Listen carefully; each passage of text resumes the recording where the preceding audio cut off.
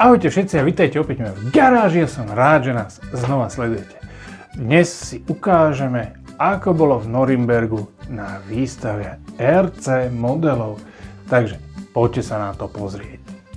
O 6 ráno sme vyrazili z Prahy, lebo tam sme spali. No a ráno o 6 za Plzňou nám takto začalo snežiť. Trošku nám tu sneží. Už sme za Plzňou, miláčik. Pačko.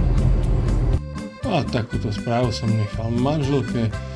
No na 750 metroch jedno auto bolo prevrátené na strechu, druhé na boku a tak to bol skružený kamión. Hovorili sme si, že možno ani neprídeme, lebo všetci išli v pravom pruhu, to len ja a Arcičambi musím v ľavom, aby sme všetko stihli. Zastavili sme sa na rozhode dotankovať plnú, no a Branko si tu natáčal, ako krásne naje, snežilo. Takže túto už máme prechod hraničný, už sme v Nemecku. Hurá! O druhej hodine, keď sme sa dostali na Spielwarenmesse 2000... Spielwarenmesse na... Proste, kašlite na to, to je jedno, už to tu robíme pol hodiny. Veľtrh RC modelov, keď sme sa dostali. Inak 75. ročník to bol. No, tak prvý stánok, kde sme sa zastavili, bol samozrejme Rlárlo. A dozvedeli sme sa to, že v čínštine sa nepovie Rlárlo, ale Lárlo. Takže, ale nechám to na vás, môžete to vyslovať ako chcete. No a mimochodom, strávili sme tam hodinu. Hodinu sme strávili v Rlárle a musím povedať, že mali veľa zaujímavých modelov. No a na tie sa poďte pozrieť, čo sme pre vás natočili, aké modely majú v Rlárle. Takže Rlárlo má novinku, je to toto Mitsubishi Lancer Evo 6. Bude to jazdiť plus minus 80, je to 6S. A čo bude vo vnútri? Ešte zatiaľ neviem, ale počkajte. Pozrieme sa, 45 kg servo, 150 A senzorový motor, 2050. A čo je hlúpe a zlé, že not for sale, ale my už sme sa dozvedeli, že v lete to bude novinka, takže ideme urobiť predobjednávku, aby sme ho mali čo najskôr. Takže v Rlárle nás zaujal tento prototyp AK nejaké číselka a písmenka.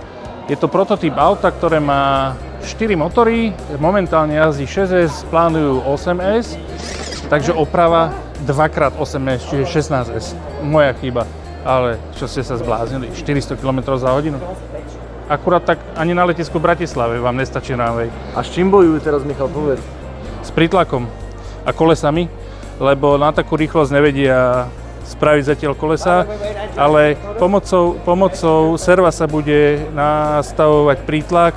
No a majú problém aj s tým, že im stále zdvíha predok, takže uvidíme, jak toto auto dopadne a čo z toho bude.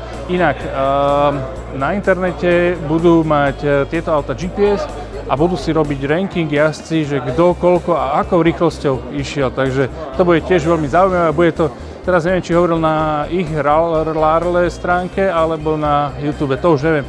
Ale to sa nechajme prekvapiť, to je ešte hudba budúcnosti. Dokonca si predstavte, že plánujú spoluprácu s Porsche, ktorým bude robiť aerodynamiku, lebo s tým majú stále problém, ale niekedy na budúci mesiac, alebo tak hovoril, že s Tomím, ako poznáte z RC kanálu z Anglicka, tak im to bude testovať, čo bude veľmi zaujímavé. Takže nechcem to auto, lebo to auto má jazdiť 400 km za hodinu. V Bratislave na Slovensku nemáme kde, takže budeme len slintať a pozerať sa.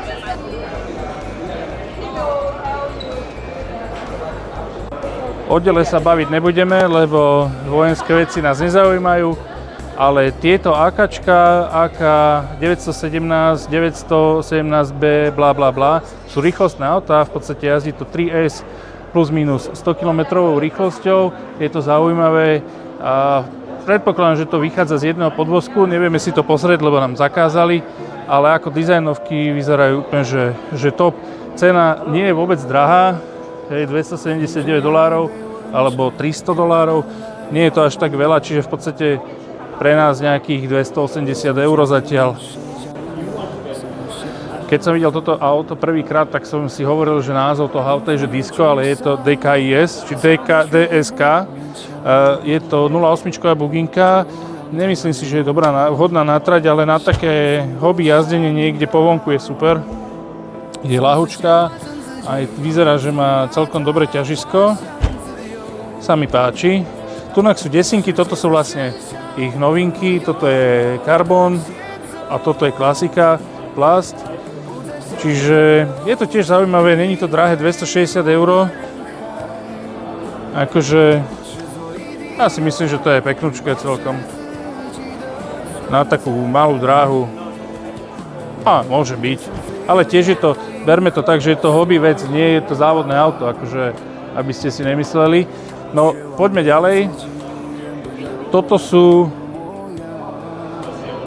sú také monster trucky, neviem, tomuto som ja nedošiel nikdy na chuť. Je to také maličké, sú to 1.10. Tu sú monster trucky, začínajú vždycky RZ-kom. Je to 60 amperový regulátor, ale spodok vyzerá krásne. Kov. Áno, je to kov alebo hliník, to neviem.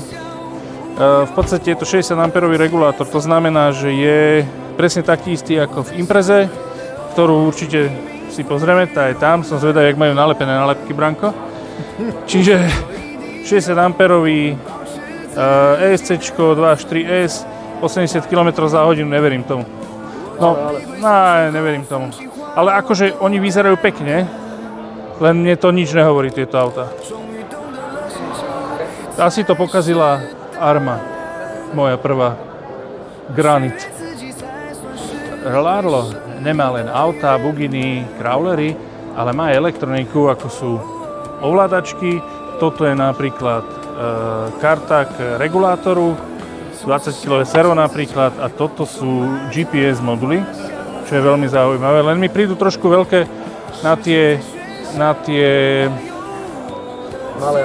malé autá. Potom samozrejme motory, a to sú že akože IOFES motory 2600, 4282, wow. Toto je jednosmerný na crawler, mám pocit. Čo tu je UK? 4-polový. Toto je vlastne z toho prototypu. To je... Koľko to bolo? 4S či 6S1? 8 a 8, 16S. A to už sú nejaké menšie do tých malých aut. No poďme ďalej, čo tu je?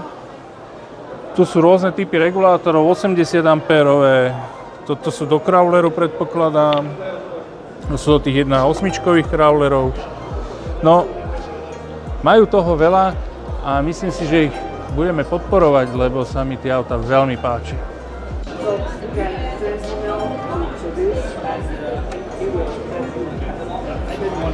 Čiže práve ste videli čínske auto, ktoré je najrozšírenejšie u nich.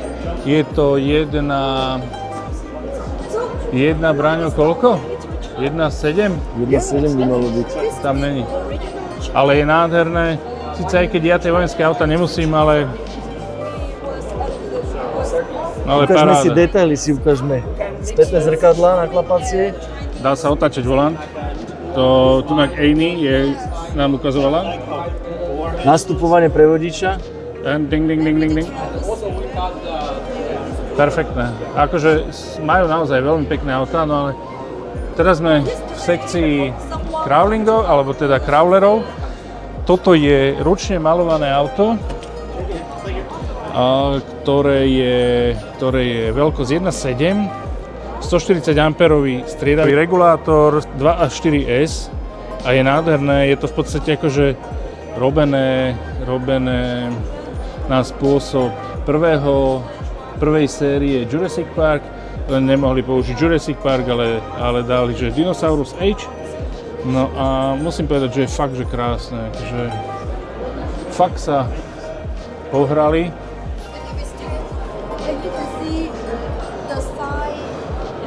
Toto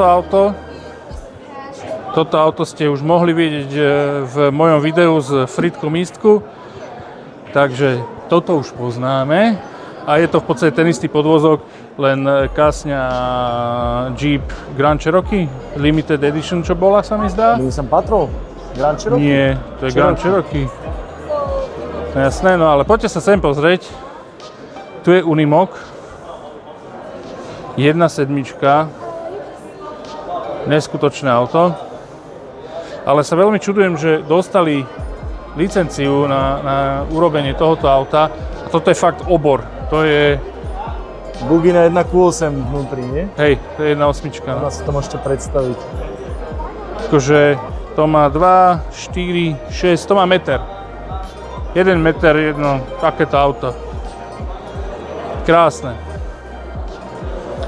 No ale, čo mňa aj zaujalo, tak je napríklad tento Jeep. To je v podstate zase ten istý podvozok, ale si predstavte, že to má 40kg servo, ale scaleové doplnky to má, tunak má markízu, samozrejme má LED-kovú rampu, všetko svieti, trošku mi interiér pripomína RGT-čko, ale fakt, že krásne veci, naozaj krásne veci. Čiže musíme zarobiť veľa peňazí, aby sme mohli pre vás robiť videá rla. Takže asi tak. Jaké ťažké zariadenie to má? Kde? Ten Unimog. Jak vlečky one za socializmu. No, jak Čo tu nákladiak ešte máme? Aha, ešte tam vzadu niečo je. Čiže to máme dielo, čo bolo asi na začiatku. Aha. A to je ďalšie čínske auto, Military Trucks, ale chodí iba 8-16 km. Je to akože 1/10, ale tomu neverím. Ale vychádza to asi z toho istého. Dvere, palubovka. Ja, to je to isté, Branko. Mám dosť. Ale pozri sa, aký je to prepravný boxer. Chápeš? Ako niekto si dal záležať, musím povedať. Tak. Že... Pozri sa na to dielo, že jak scaleovo spravené. Akože to není prča, ty kokso. Ešte aj strela možno, nie? My sa mali opýtať. Ne, zbrane nie, zbrane ja nemusím. Ale je to krásne. Prípada mi to jak na železnej studničke, vieš to dielo? S ktorým sme sa hrávali jak deti. No nič, poďme sa odfotiť z Amy. Je veľmi milá, je veľmi príjemná a vlastne oni sú tu všetci úplne top. Hlavne keď sa dozvedeli, že sme prišli my zo Slovenska toľko kilometrov za nimi. Tak sme boli ich.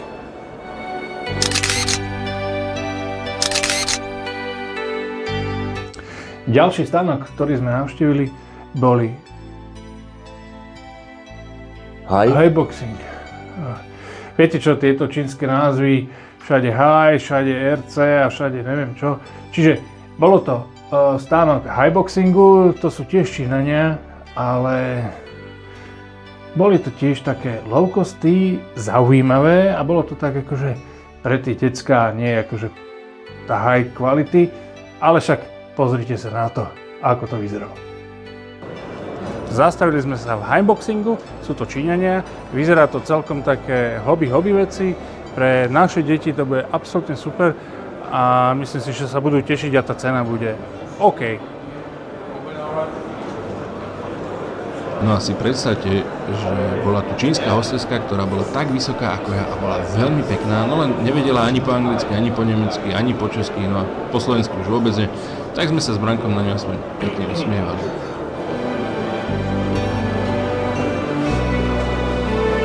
Thank you.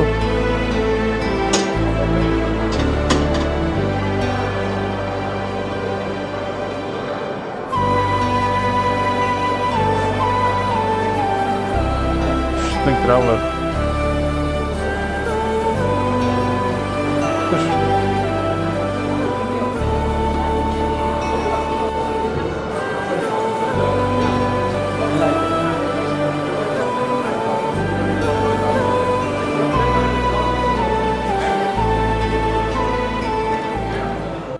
Potom sme sa dostali do Robitroniku, odtiaľ je toto auto, všetko kúpené cez RC a potom tam je toto auto.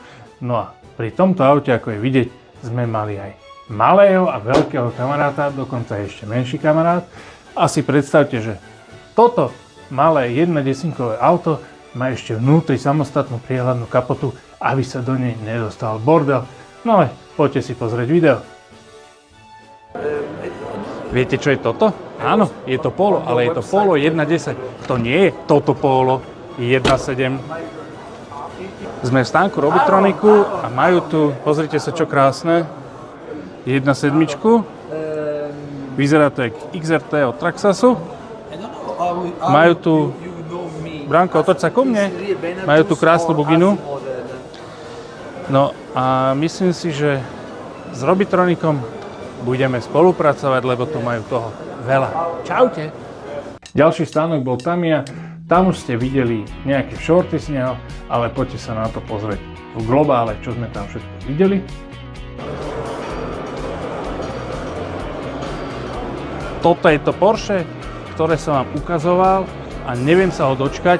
Poďte sa pozrieť, ako Tamiya vymyslela podvozok. Čiže motor za zadnou nápravou. Vidíte to? Je to vidieť, Branko? Hej. Úplne, že neskutočné. Úplne vzadu. Zavesenie kolies je úplne inak robené ako na všetkých autách. Pripomína mi to starú Škodovku. Ale je to tzv. Nezávislé zavesenie kolies. Bude to zadokolka, bude to v podstate asi na drift, skôr by som povedal. No ale je nádherné. Branko, vieš si predstaviť, že to budeme toto auto robiť? U mňa v garáži? Ak áno, tak sa budem tešiť. Je to špica. Na 50. výročie urobili takéto prekvapenie. Neuveriteľné. To krásne. A vlastne tu je rozložený, jak sa bude strihať z plastov. No, ja si myslím, že to bude super. Už len poskladať, polepiť a ešte nastriekať, aby som nezabudol. Mimochodom, s týmto krásnym Poršátkom v Tami jazdil samotný riaditeľ predaja, ktorý tam bol a bavil sa s nami o tom, čo teda Tamiya chystá, kedy budeme vedieť si kúpiť nejaké nové modely, ktoré ste videli, čiže bude to BMWčko, ďalšie BMWčko, Mercedes, ja už ani neviem, čo tam všetko bolo. No a hovoril nám, že niektoré veci, a hlavne toto auto, vyjde niekedy v lete. Ja by som povedal, že na jeseň, ale uvidíme. No a povedal mi, že tieto novinky sa dajú kúpiť. Branko, má mi to povedať, že kde, aby nám to nevyfúkli? Tak bude limitka z toho. Z tohto Porsche bude limitka, ktorá bude mať samostatnú plaketu. No a bude sa dať kúpiť stánku, ktorý bol oproti, ale tam sme sa už vzhľadom na čas nedostali, ale už sa s nimi rozprávam cez e-mail a mal by som mať rezervované jedno toto auto. Či to tak bude, no uvidíme, lebo je to nemecká firma a pre Nemcov sme my. Zaujímavý, tá najviac zaujímavý, takže poďme ďalej.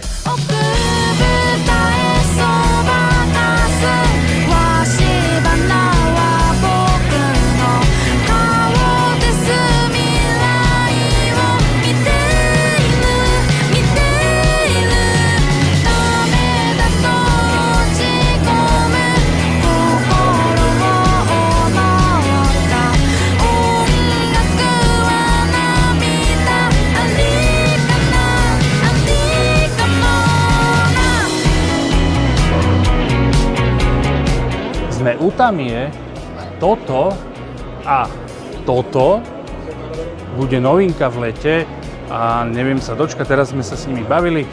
My si zoberieme jedno Porsche, ktoré budeme musieť kúpiť v Carsne, lebo to je novinka, to vám za chvíľku ukážeme. A musím vám povedať, že v Tamiyi sa máte stále na čo pozerať, lebo sú tu fakt krásne veci a môžete nám závidieť, že sme tu.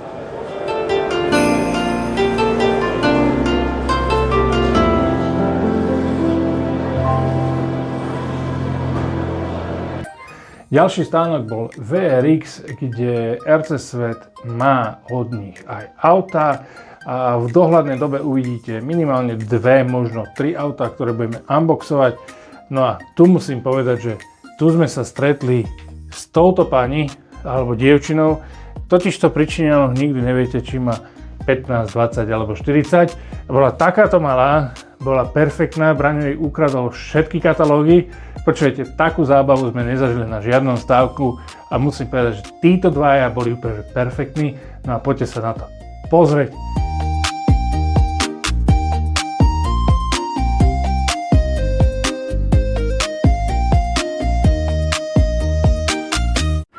O uličku vedľa bol stánok Amevy. Bol celkom veľký, inak vidíte, že zase malý veľký kamarát tohoto Paula. A bol tam aj Citroën, mali tam naozaj strašne veľa vecí od malých vrtuľníkov cez kamiony, crawlery, driftové autá, nakladače, bagre, neviem čo všetko. Naozaj veľa. Dohodli sme sa na nejakých veciach, takže je dosť možné, že niečo od Amevy budeme v dohľadnej dobe robiť. Máme dobré správy. Dohodli sme sa s Amevy, že niečo pre vás budeme točiť, lebo Amevy je veľmi zaujímavá značka.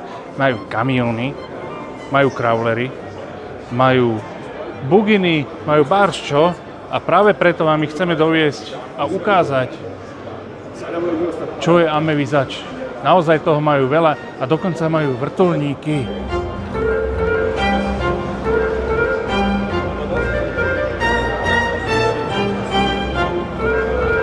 Branko, toto ukážeme. Toto ukážeme, toto Zober je to, naozaj, môžeš to zobrať. naozaj krásne auto. To je čo, kov? Povieš? Kamaráde, ale to má tak 6 kg. Ty kokso, hen. To je komplet kov, ty kokso. Wow. Amevy Crawler? To je čo, Hypergo by to mal byť. For performance. Ford Bronco, Hypergo, paráda, kamaráde. Toto vyzerá super. Skúsime sa spýtať, čo toto stojí plus minus. Aha. No a nedočkali sme sa.